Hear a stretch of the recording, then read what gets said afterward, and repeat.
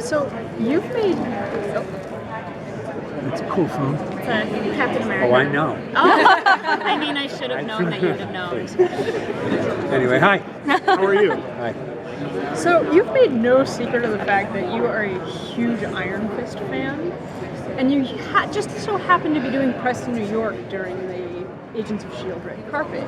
You wouldn't have happened to have bumped into a few people from the cast, would you? I haven't seen anyone from the cast of Iron Fist. Have you? Are they here They are here.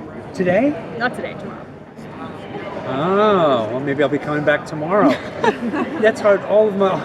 Some of my favorite comics are the Netflix shows. They'd have Daredevil, Luke Cage, Jessica Jones, and now Iron Fist. Everyone's like, "Who'd you like to see come on your show?" And then they're all on Netflix in a different television universe. I'm pretty excited about Iron Fist. I'd love to tell you that I'm the one who finds Daniel Rand in Kunlun, but I'm pretty sure I will. During that moment, I will be dealing with a guy with a flaming skull in Los Angeles. What do you? It's skeptical. Yeah, okay. Still possibilities. You don't believe me? What do you think Phil Coulson's reaction would be to someone, and maybe all of the Defenders? I think he would have like a unique opinion about each of them. What do you think, like his outlook, especially like Iron Fist? I think, and maybe even Doctor Strange, the addition of magic, and like, how do you think? What do you think he would think about it? Every time I think he's really become so jaded. I mean, this is a guy who in Thor sees the Destroyer and he's like, okay, whose is this? And I thought, how jaded, what has this guy seen this week that's his reaction? And since then he's seen Inhumans, Hive, Lady Sif, Asgardians. But I don't know that anything prepared him for Ghost Rider. The Flaming Skull opens up a whole new chapter. I think he's smart enough to know that this is not another Inhuman. This is something different and magical, occulty. The Defenders, I don't know. I feel like the Defenders are a team he can get with.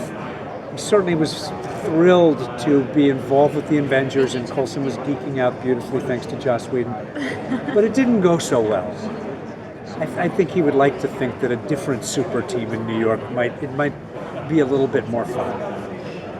What would it take for Daisy to come back to S.H.I.E.L.D.? Is that even a possibility at this point? I think Coulson thinks it is. I think he understands that given the people we lost, whether it was Rosalind Price or Lincoln Campbell, that it was devastating. And everyone felt responsible. Coulson felt like he brought Hive into the mix and caused all those deaths because he murdered Grant Ward. I don't think he loses a lot of sleep over Grant Ward, but he loses a lot of sleep over what it caused and the fact that it seems to have led to Daisy being gone. I think it's probably the most important thing in his heart right now is about getting her out of danger. What do you think that Coulson's decision would be made if there was a decision between, I want Daisy back, but the director, the new boss, is saying, she's got to come in and be kind of cataloged and squirreled away. Where do you think he's going to fall, one way or the other? I think he was probably pretty torn. Would have been very torn between the team Tony of it all, just because, there's a reason why you might want to register some of these people. But that said, who's registering them? Who's keeping that information? And the idea of Quake being registered by this new S.H.I.E.L.D. and this new director, it didn't go so well. And I think he thought the old S.H.I.E.L.D. was pretty safe and buttoned up, and it turned out to be riddled with Hydra. So it's one of the smart things our writers have done, and Jeff Loeb is kind of, Joe Quesada and those guys have had them do, which is make it very, very personal. Yeah, it can be for registering people. How do you feel if you're registering your daughter, essentially? The new director is Patriot, is Inhuman. Are we going to see not necessarily consequences, but varying reactions to that? Because not everyone on the show trusts Inhumans.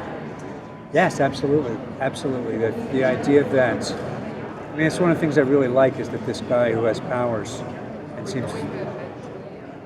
is the new head of S.H.I.E.L.D. and is an Inhuman, doesn't just happen to heroic, perfect people. It seems to have happened to a guy who's kind of a Madison Avenue putz in a way. He seems to have more heroism going than that. But he's got focus groups, and he seems to make a lot of decisions by committee. Andy Coulson's very skeptical about that. I think it's a great idea, though, with the writing, and I think Joyce Nomer is amazing.